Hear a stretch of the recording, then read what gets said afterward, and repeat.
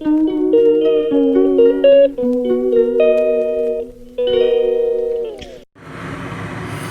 দুপুর বন্ধুরা, আজকের ব্লগে আপনাদের সবাইকে স্বাগত রিঙ্কুস ডায়েরিজ চ্যানেলে।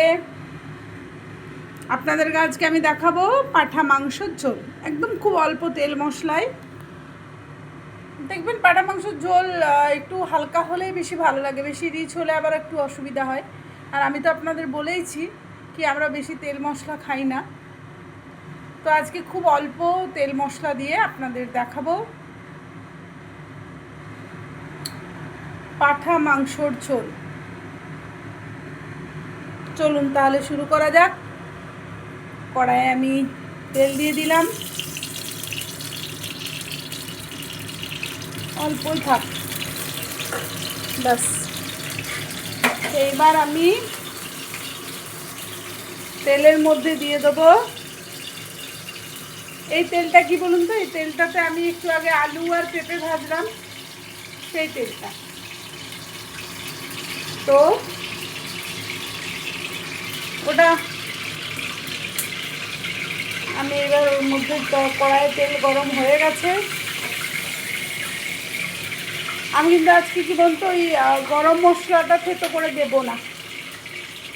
আজকে আমি আপনাদের একবার দেখাবো যে আমার কিন্তু গরম মশলা গুঁড়ো করা থাকে, ভেজে গুঁড়ো। আমি আজকে মাংস রান্নার শেষে ওটা দেব। এখন আমি পেঁয়াজ রসুন ভাজার জন্য দিয়ে দিলাম, দেখেছেন অর্ধেকটা পেঁয়াজ দিয়ে দিয়েছে। মাংসর সাথে কিন্তু এই পেঁয়াজটা যখন সেদ্ধ হয়ে যাবে না, হেভি খেতে লাগবে, হেভি। ওই জন্য একটুখানি পেঁয়াজ দিয়ে দিয়েছে গোটা, মানে ছোটো হলে গোটাই দিয়ে দিত, কিন্তু যেহেতু এটা হাফ দিয়েছে।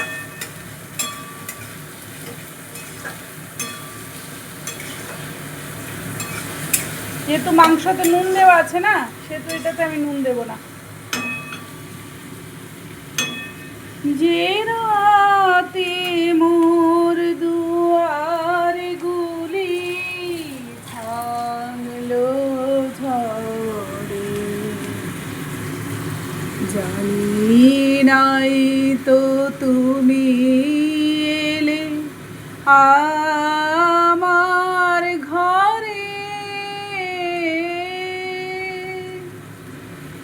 যে রাতে মোর দুয়ার গুলি ভাঙলো ঝড়ে।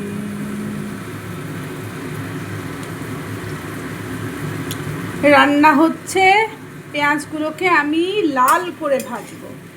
একটু নুন দিলে না তাড়াতাড়ি হয়ে যেত জানেন, কিন্তু নুন দিতে পারছি না, কারণ নুন অলরেডি মাংসর সঙ্গে আমি মাখিয়ে রেখেছি, এবং আলু আর পেঁপে যে ভাজলাম না, ওটাও একটুখানি নুন দিয়ে ভেজেছি, দেখছেন তো। এই দেখুন,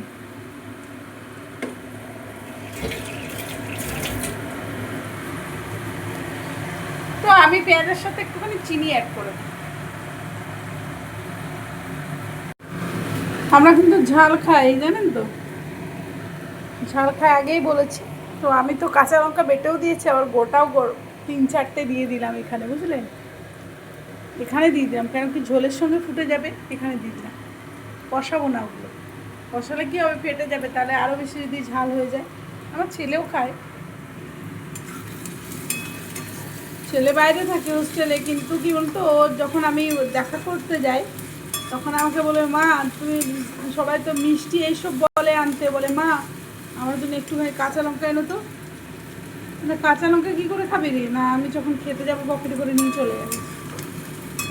মানে কাঁচা লঙ্কাটা একটু খাবারের সঙ্গে একটুখানি যেন কোথাও প্রিয় আর কি। তো আমি যখন দেখা করতে ওদের সাথে যাই, একটুখানি করে কাঁচা লঙ্কাও বাড়ি থেকে নিয়ে যাই মিষ্টি ফলের সঙ্গে। মানে কোথাও না কোথাও পছন্দ তালিকাতে লঙ্কা রইলো। আর কাঁচা লঙ্কা খাওয়াও খারাপ না, কিন্তু শুকনো লঙ্কাটা কিন্তু খারাপ। শুকনো লঙ্কা খেলে না আমার পেটে ভীষণ ব্যথা হয়। আমার কেন, আমি অনেকের মুখেই শুনেছি শুকনো লঙ্কা খেলে পেটে ব্যথা হয়, আমাশা হয়।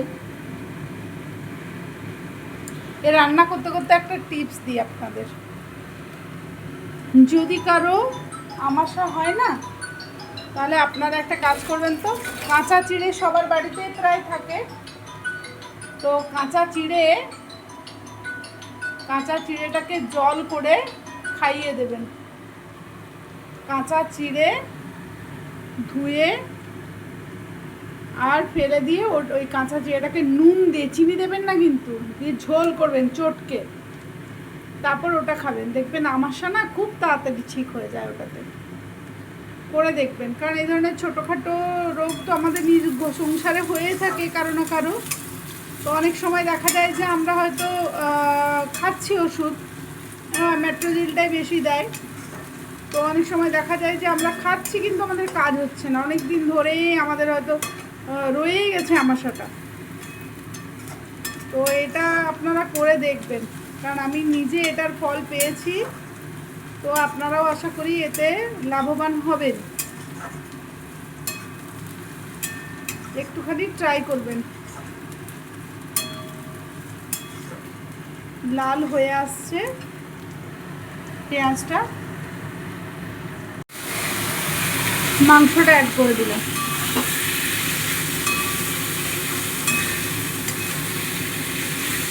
মাংসটাতে না আমি আর কোনো মশলা দেবো না, ওই একটুখানি জিরে দিয়েছি, জিরে, একটুখানি ধনে,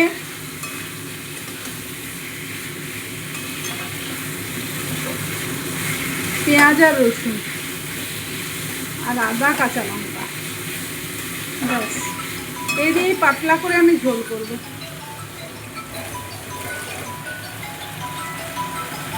কষা হয়ে এসছে, এই দেখুন তেল ছেড়ে দিয়েছে।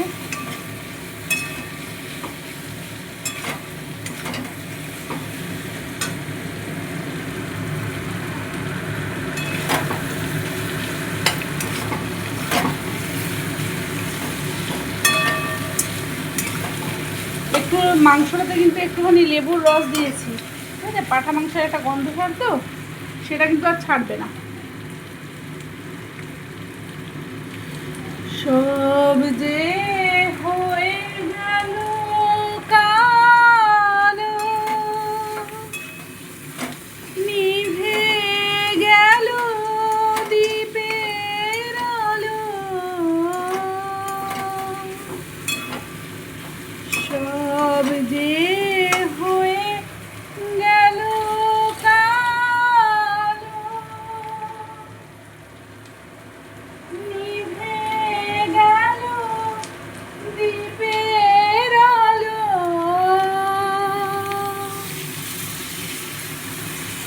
আকাশ পানে হাত বাড়ালেন, কাহারো তরে জানি নাই তো তুমি এলে আমার ঘরে, যে রাতে মোর দুয়ার গুলি ভাঙলো ঝড়ে। জল দিয়ে দিলাম, এবার শুধু প্রেসারে সিটি মারার অপেক্ষা, টেস্টের অপেক্ষা। ঝোলটা দেখুন, তেল আছে, তেল খুব একটা নেই।